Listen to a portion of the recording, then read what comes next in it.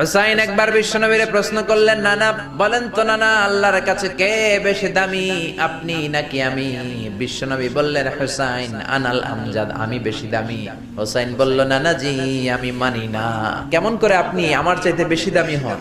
আপনার চাইতে আমি বেশি দামি। বিশ্বনবী বললেন, কাইফা যালিক, কেমন করে এটা?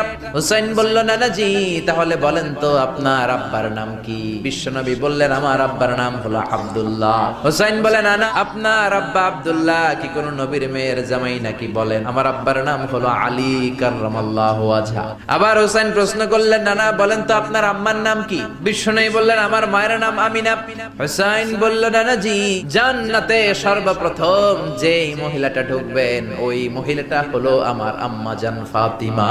বিশ্বনবী কোনো কথা বলেন না। হুসাইন আবার প্রশ্ন করলেন, নানা বলেন তো আপনার নানার নাম কি? বিশ্বনবী বললেন, আমার নানার নাম হলো ওয়াহাব ইবনে আব্দে মানাফ। হুসাইন